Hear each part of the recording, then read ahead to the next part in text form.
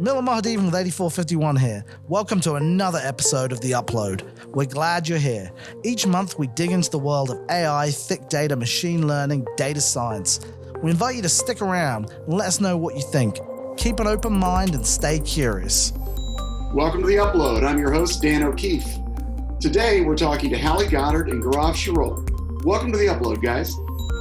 Thanks for having us. Likewise.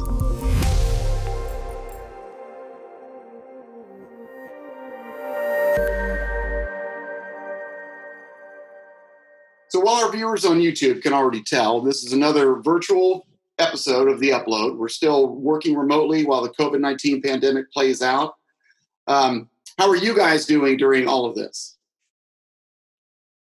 You know, taking it day by day. I'm at 3 months now that I've been working at home and kind of used to it, hiding from my little one upstairs while he's playing downstairs. But, you know, it's nice to be home, but it's still really weird not to get to see people on a daily basis. Yeah, it is. I can imagine.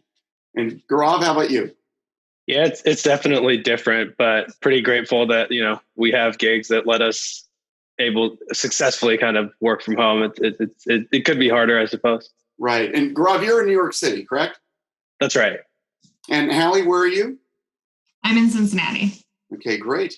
Well, our guests today are certainly no strangers to understanding how the pandemic is affecting us all, as we just heard, especially in the new ways that we're taking in our entertainment and content. So Halli is Advanced TV Product Lead for Kroger Precision Marketing, and Gauarv is Director of Ad Measurement for Roku. Correct, guys? Great. And first of all, welcome to the show. For starters, could you please tell us a bit about yourselves and what led you each to your current positions?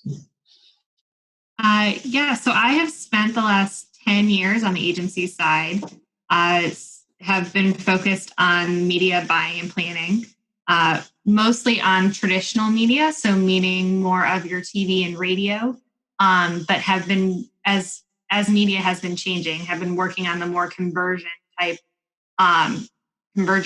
type media. So as TV has becoming more digital, as radio has been becoming more digital, I've worked at 2 agencies where I've been focused on this, and joined 8451 and Kroger Precision Marketing in October with the opportunity to take what I had learned across the whole media landscape, focused a lot on TV, and help KPM launch our first foray into advanced television. So been here since October, have spent about the same amount of time in the office as I have in my home. It's really exciting to be at this point now, about 8 months into the job. That's fantastic. And Gauarv, how about your situation? I actually got my start in kind of traditional consulting, and then I started in political analytics. And the first thing I had to do was map voters into which cable system they were in for TV planning. And soon after, I learned about, you know, the world of consumer data and media consumption data that was out there. So I spent the last 8 years or so working in TV analytics and attribution with a variety of companies that, like the political world, have their own CRMs or otherwise sort of large third-party data sets that they can use to measure the effectiveness of their campaigns a little bit more precisely than some of the more traditional means for TV measurement. And I actually started at Roku about 2 months ago in the middle of April. And I was so excited to join at the launch of this partnership. It's definitely like a very key strategic priority for the org to, you know, enable better targeting and measurement for a TV-like impression. So very excited. So you literally joined in the midst of the pandemic. So have you actually seen or met any of your coworkers in person beyond the way we're communicating right now? You know, I visited the Roku New York City office as a client about a year ago, but I have I don't know where the bathrooms are. Let's put it that way. So I'm a little nervous for our first day back after all of this kind of opens up.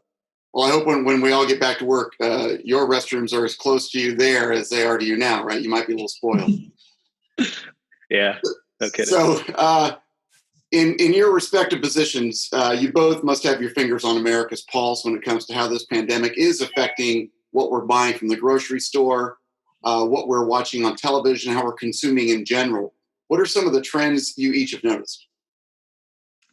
I mean, I think everybody can agree that all of their habits have changed across everything. Specifically with grocery shopping, people are becoming more and more digital savvy there because they're doing pickup. They want to avoid going into the stores. And we saw over the past quarter with Kroger specifically a 92% increase in digital engagement, meaning people are ordering their groceries online, picking a time and going to pick it up versus having to brave the stores and not really sure what's going to happen in the store. And that goes across, all retail. I know that most, even like clothing manufacturers are seeing an uptick in online ordering as they had to close their stores for a while. And not just with shopping, we're seeing it with media habits as well. I mean, it's crazy the amount of growth that we have seen specifically on TV over the past 3 months that we probably would not have seen in that short span of time without this pandemic. Right. And Gauarv, how about in your case? What kind of trends are we identifying? It's a lot of the themes that Halli's talking about. The pandemic seems to have really accelerated trends that were in place before. And cord cutting, for example, has been on the rise, as well as those cord shavers and cord nevers. And as we think about Roku as an OTT platform, that's something that we can see in real time. I think according to the Nielsen ratings, streaming is up about 43% since January. Meanwhile, linear TV ratings are down about 3% against adults 18 to 49, which is, just in our world, basically an acceleration of what we were seeing going into things. And then, of course, given Roku has a large user base of TVs that are Roku platform enabled that allow us, when the users opt in, to understand their kind of linear viewership habits, as well as what the types of apps they're consuming on Roku. So we've seen some really interesting things around, for example, the time of day from noon to 6 p.m. We've seen a big uptick in usage. So prime time is still, a big slot, but you're seeing things tick up from noon to 6. You're seeing news, of course, get a lot more attention than before, especially, now that sports are gone away. You're also seeing some other categories pick up, things that make sense.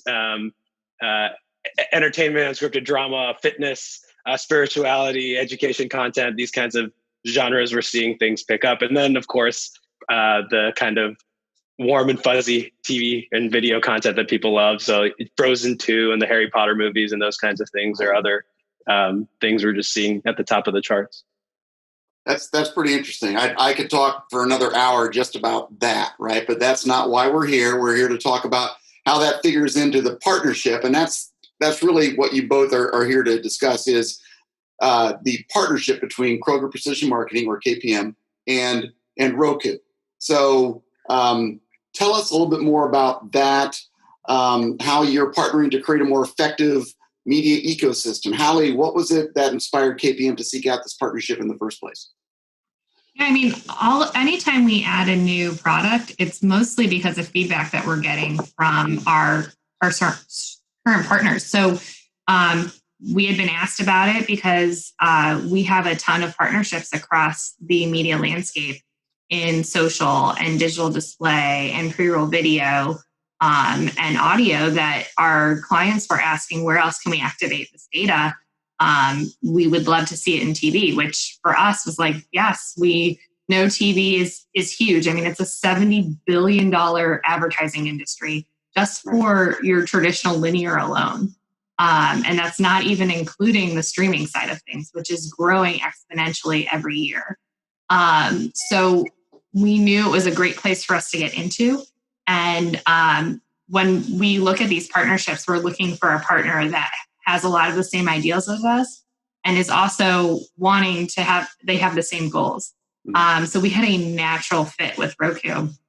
We're both looking to hold TV dollars accountable and show how effective TV is, and allowing the digital capability of streaming, specifically with Roku, to be used with television. So that precise targeting that we're able to do based off of people's purchase behaviors. I mean, that's huge.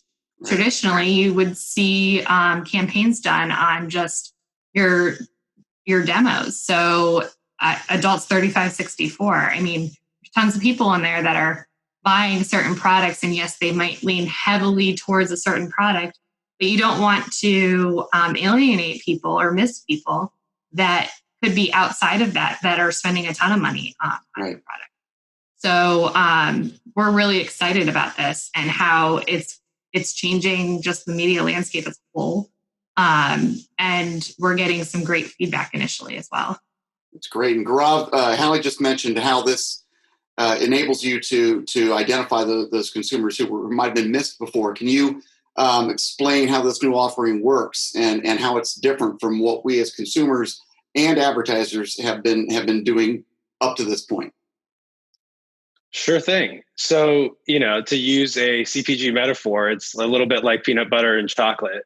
Both Roku and KPM have tremendous first-party data assets. Roku's got a relationship with our 40 million plus subscribers. We're the largest OTT platform.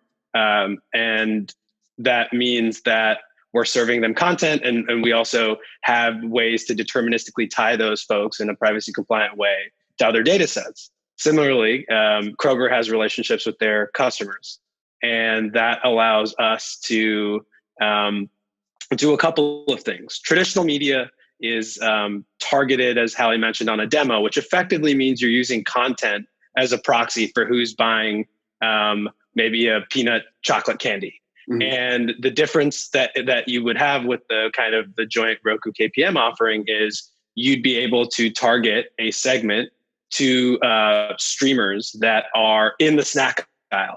Maybe those that have never purchased your brand before but have purchased in the category, or maybe folks that used to purchase your brand but have lapsed. And so it basically brings, as Halli said, a level of accountability to the targeting on the front end of the buy. If you're looking for ice cream buyers, you're reaching folks in the ice cream aisle of the grocery store. And then on the back end of the campaign, unlike TV, which traditionally, hat tip to the CPG marketers of the 70s and the 80s who invented media mix modeling, which gives us ROI at a channel level, at a program, at TV's effectiveness. But what we're able to do is basically bring digital-like measurement to TV, generating an impression-level file that can be tied to a Roku household, that can be tied to a transaction by that same household in a grocery store. And so on the front end of the campaign, we're targeting folks in the aisle, and on the back end, we're seeing, did sales go up in the category? Did sales go up for that brand? Did sales, which SKUs did sales go up for if you have a few different flavors or packagings or sizings and that kind of thing? So a lot more precision, both for targeting and measurement and personalization for the end user. How is this program different from traditional television advertising overall? Yeah, I mean, with traditional TV advertising, like we said, it's targeted on your age, sex demo. So women 25-54 are more likely to purchase a special type of razor, mm-hmm. A razor to shave your legs. So that's who you're targeting, but they might not be the actual purchaser of it. Maybe the husband is the one in the store buying it, or maybe it's the mom buying it for the daughter. So we want to take that all into account. I mean, we've also had conversations about how specific soda manufacturers are targeting just the end user of the product. So they've been targeting teens and young adults for their said product, but really it's their moms buying it. So we should be serving media to the mom, which is a new concept to think about. I think here too, we have to acknowledge the fact that we are pairing both the largest grocer in America with our 60 million households. 96% of our transactions are captured on our shopper card, and that's the basis of our data. We have that one-to-one deterministic that you can't do when you're using estimates of women 25-54 and their viewing habits, and pairing that with the largest streaming provider. Like Gauarv said, they have 40 million households they're in, and they're growing. They have seen insane growth over COVID. And we're going to see more and more households not only engage digitally with Kroger, but also increase their streaming. So we're both on this great trajectory that's just going to increase our scale and our ability to use that one-to-one deterministic that you can't do with traditional television today. And Halli, also something that really sets us apart from traditional offerings is the capacity for providing measurement and closing the loop, right? That's something we've not talked about specifically between ad spend and sales. Can you explain from a measurement perspective what kinds of things CPGs can see resulting from their campaigns as this program, continues to roll out? Yeah, I mean, the power of television's huge. But as we know, people aren't making, like we said, an immediate action from seeing an ad. You're not jumping in your car and going to the store right away. You're not necessarily going onto your computer or your phone and purchasing right away. Mm-hmm. So when we think about that, we have to also look at our measurement and what metrics are going to show the effectiveness of TV. So that's why we are focusing on things like household penetration. Did we help increase household penetration? Like looking at the category statistics, did we increase the category as a whole for the category leader, or did we increase their share? Because that's at a higher level, showing the effectiveness of media. We're also looking at attributable and incremental sales, knowing that we will see a lot of people who saw the ad that then made the purchase, probably getting some other media from KPM as well that's further down the funnel to help with that purchase. But we can't necessarily say that TV alone provided an incremental lift because we don't expect that to happen based off of the role of television in a media plan. Gotcha. And Gauarv, how about from your perspective? Can you explain the measurement capabilities and what customers can expect to see? Yeah, I think Halli put it very well about the sales closed loop. A few things I'd add from the kind of Roku toolkit are, we mentioned, this increase in cord cutters and folks that you just can't reach with linear television. And a lot of CPG advertisers do invest heavily in CPG or in TV advertising. And so one of the ways that we provide insight into the incrementality of reach is basically expressing reach and frequency insights against those households that didn't see their linear creative play across the screen. Because we have such a large footprint of ACR TVs, we can help the advertisers really scale those that saw less than 5 of their linear ads and saw ads on the Roku platform, or who didn't see any of their linear ads and got an incremental set of ad exposures from the Roku platform. And then the other thing I'd add is we know that TV plays a very important role in the upper funnel. We always see, in industry study after industry study, when TV's in the media mix, you see other channels start to perform better. But TV also isn't very interactive. Roku does have some ad units where we allow kind of engagement. We allow like CPG marketers to put a banner over their standard linear ad and engage with it. But we also have a on-device survey. So we can measure things like attitudinal metrics, awareness, purchase intent, brand favorability, those kinds of things, which you might expect to see more movement with a kind of 30-second big screen, not muted TV impression. So reach and kind of attitudinal metrics would be a couple more things that we'd add to kind of the full funnel measurement all the way down to the actual purchase in store.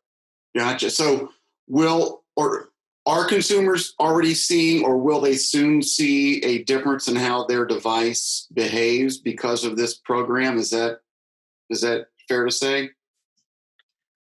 I think the beauty of this program is the consumer experience is made better, but they don't really, nothing changes. The ads are airing in the typical ad load. They're just customized to that user's account being in the target segment. So it's not a big change necessarily in the actual end experience of consuming content, with the exception of some of these things like an interactive overlay or something like that. That might be a little novel. Yeah. So that definitely might be a little novel, but I think, that's been around since the set-top box folks rolled out, interactive TV, I think a while back. But the difference is we finally have the bandwidth to create an engaging experience. If you click on the content, drive you to a link to, explore the product on a brand page, or drive you to a co-op merchandiser, a retailer to drive you to a grocery store. Gotcha. Well, let's talk about the program and where does it currently stand? Has it launched, or is it launching soon? Yeah, so we just announced the program. I believe it was a little less than, it'll be, by the time this airs, probably about 3 or 4 weeks ago. Our first set of pilots is going live in July. Mm-hmm. And we've had a lot of interest, and we're really eager to kind of, share this offering with our marketers and learn with those that are first to market. So we're starting to see some traction and really eager to see where things go. Fantastic. And for perspective, for our listeners and viewers, we're recording this, middle to late June, right? Also, Gauarv, you've mentioned OTT a couple times. You just explain what that is, Sure thing. OTT is an acronym that stands for over the top.